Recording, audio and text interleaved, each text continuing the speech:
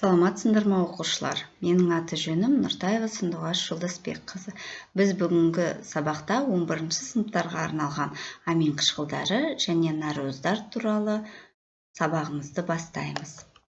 Бүгінгі сабақтың мақсаты нәруыздардағы альфа-амин қышқылдар арасындағы пептидтік байланыстың түзілуін түсіну, нәруыздардың биологиялық маңызы мен қызметін білу.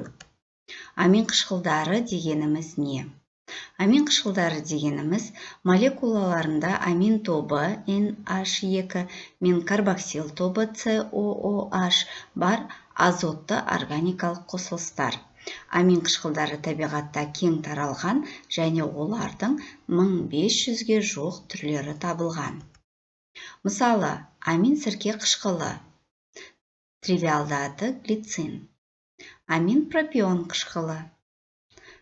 Химиялық формуласы H2NCH2CH2COOH. Амин май қышқылы NH2CH2CH2COOH. Амин валериан қышқылы. Химиялық формуласы H2N-CH2-4-COOH. Амин капрон қышқылы H2N-CH2-5-COOH. Амин қышқылдарының аталуына тоқталатын болсақ, берілген мысалда 3 амин бутан қышқылы берілген, немесе бета-амин май қышқылы. Яғни бұл жерде бірінші аталу юпак номенклатурасы бойынша, ал екінші атау тривиалды аты бойынша аталған. Берілген амин қышқылдарын атаңдар. Жауабын экрандағы жауаппен тексерейік. Бірінші формуланың атауы 3 амин пропион қышқылы, немесе бета-амин пропион қышқылы.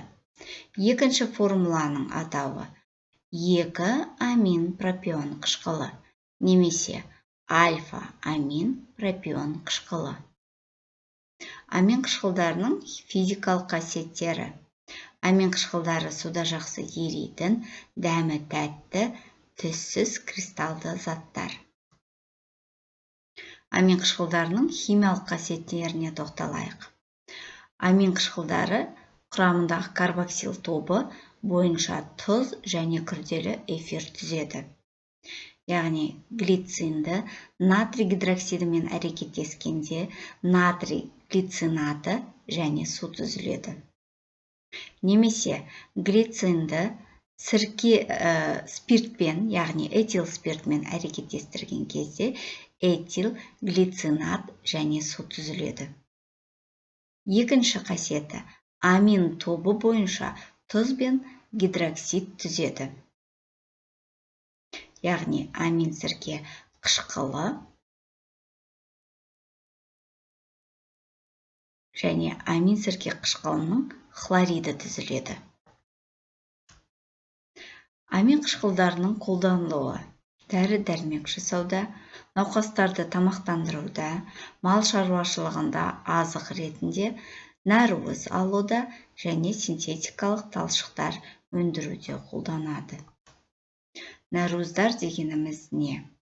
Нәруыздар дегеніміз альфа-амин қышқылдарының пептидтік байланыспен, яғни CONH байланысқан қалдықтарынан тұратын үлкен молекулалы табиғи қосылыстар. Пептидтік байланыстар бір амин қышқылының карбоксил тобы екінші амин қышқылының амин тобымен әрекеттескенде түзіледі. Пептидтік байланыс қалай түзіледі?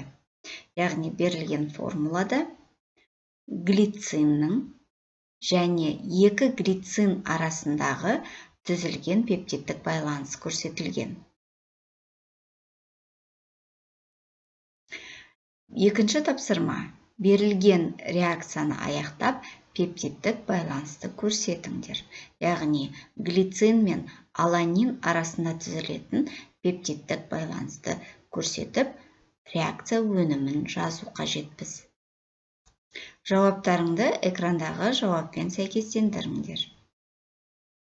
Яғни глицин мен аланин әрекеттескенде пептидтік байланыс түзіледі, глиала өнімі алынады және бір молекула су түзіледі.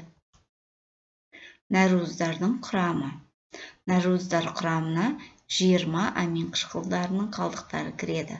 Олардың ішінен 10 қышқыл алмасатын адам ағзасына синтезделеді, ал қалған 10 қышқыл алмаспайтын тағаммен бірге ағзаға түседі.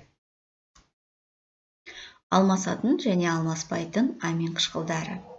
Алмасатын амин қышқылдары аргинин, лизин, гистидин, изолейцин, метионин, пролин, глутамин, аспарагин, цистеин, тирозин. Ал алмаспайтын қышқылдарға аланин, валин, лейцин, фенилаланин, триптофан, глицин, серин, трианин, глутамин қышқылы және аспарагин қышқылдары жатады. Нәруыздардың құрылымы. Нәруыздардың 4 құрылымы кездеседі. Бірінші реттік құрылымы, екінші реттік құрылымы, үшінші реттік құрылым және төртінші реттік құрылым. Нәруыздардың атқаратын қызметтері: серпімділік, тасымалдаушы, қорғағыштық, энергетикалық қуат көзі, каталистік, жиырылғыштық және реттеушілік. Осымен балалар, бүгінгі сабағымыз аяқталды. Назар салып тыңдағандарыңа рахмет.